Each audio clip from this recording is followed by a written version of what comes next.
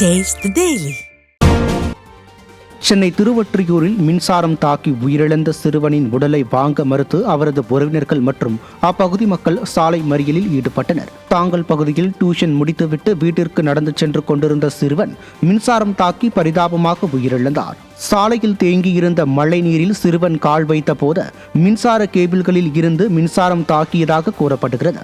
இந்நிலையில் மின்வாரிய ஊழியர்களின் அலட்சியத்தால் சிறுவன் உயிரிழந்ததாக கூறி அவரது உறவினர்கள் பொதுமக்கள் 500க்கும் மேற்பட்டோர் சாலை மறியலில் ஈடுபட்டனர். அப்போது அலட்சியமாக இருந்த மின்வாரிய ஊழியர்கள் அதிகாரிகளை கைது செய்ய வேண்டும் என பொதுமக்கள் வலியுறுத்தினர். வாரம் கூட இந்த இபியை கண்டித்து நாங்கள் ஆர்ப்பாட்டம் அறிவிச்சிருந்தோம். அதையும் காவல்துறை அதிகாரிகள் சமாதானப்படுத்துவதனுடைய விளைவாக அதை கைவிட்டோம். இதனுடைய விளைவு ஒரு உயிர் போயிடுச்சு. இப்போ அந்த உயிருக்கு எந்த மதிப்பும் இல்லாமல் அந்த ஏஇஏடியை கைது பண்ண இருக்கிறாங்க. எங்களை ஒடுக்குவதற்காக வேண்டி எங்களுடைய ஊரில் ஏராளமான காவல்துறை இறக்குறாங்க. அவங்க காவல்துறை இறங்க நாங்கள் இங்கே ஆர்ப்பாட்டம் பண்ண மாட்டோம். நாங்கள் ஃபோன் போட்டால் கன்னியாகுமரி, சென்னை, அங்கே வேலூர், ஆம்பூர், வாணியம்பாடி இவங்கெல்லாம் அங்கே ஓடுவாங்களா? இவங்க என்ன நினைக்கிறாங்க? சர்வாதிகாரத்தை கட்டவிழ்த்து விடுறாங்களா? ஒரு உயிர் போயிருக்கு, அதுக்கு நிவாரணம் தரத்துக்கு வக்கு இல்லை. கொன்றவங்களை கைது செய்யறதுக்கு வக்கு இல்லை. அந்த கேபிள் எந்த அளவுக்கு கனமான கேபிள், எவ்வளோ வாட்ஸ் உடையது, ஆனால் மேலோட்டமாக வச்சிருக்கிறாங்களே, இது கொலை இல்லையா? சென்னை ஐயப்பந்தாங்கலைச் சேர்ந்த சண்முகப்பிரியன் என்பவர் காவல் நிலையத்தில் புகார் அளிக்க சென்றபோது அவரை காவலர்கள் கடுமையாக தாக்கிய சம்பவம் அதிர்ச்சியை ஏற்படுத்தியுள்ளது. ஐயப்பந்தாங்கலைச் சேர்ந்த சண்முகப்பிரியன் மற்றும் அவரது மனைவி கோமதி இருவரும் தனிப்பட்ட பிரச்சினை காரணமாக ராம்குமார் என்பவர் மீது புகார் அளிக்க SRMC காவல் நிலையத்திற்கு சென்றுள்ளனர். அப்போது புகாரை வாங்க மறுத்த காவலர்கள் சண்முகப்பிரியனை காட்டுமிராண்டித்தனமாக தாக்கியுள்ளனர். மேலும் இச்சம்பவத்தில் அடையாளம் தெரியாத 2 நபர்கள் சண்முகப்பிரியனை தாக்கியதாக காவல்துறையினர் வழக்கு பதிவு செய்துள்ளனர்.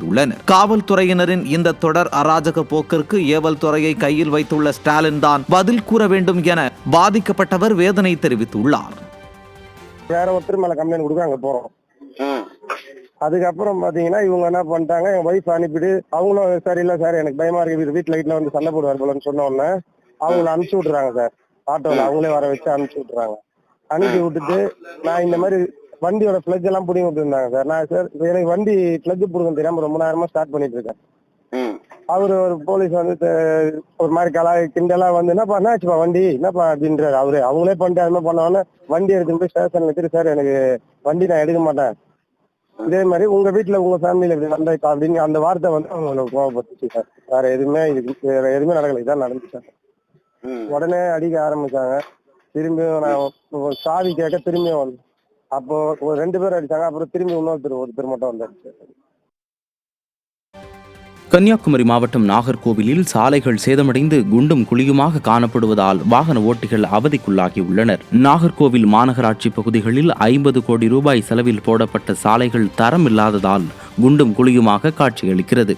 அண்ணா பேருந்து நிலையம் முன்பு உள்ள சாலைகள் மிகவும் சேதமடைந்துள்ளதால் வாகனங்களை இயக்க முடியாமல் வாகன ஓட்டிகள் அவதிக்குள்ளாகியுள்ளனர். மேலும் சாலைகளை ஆக்கிரமித்து கட்டப்பட்டுள்ள திமுக கொடிகளால் வாகனங்களை இயக்க முடியவில்லை என வாகன ஓட்டி ஒருவர் ஆதங்கத்துடன் வீடியோ ஒன்றை வெளியிட்டுள்ளார்.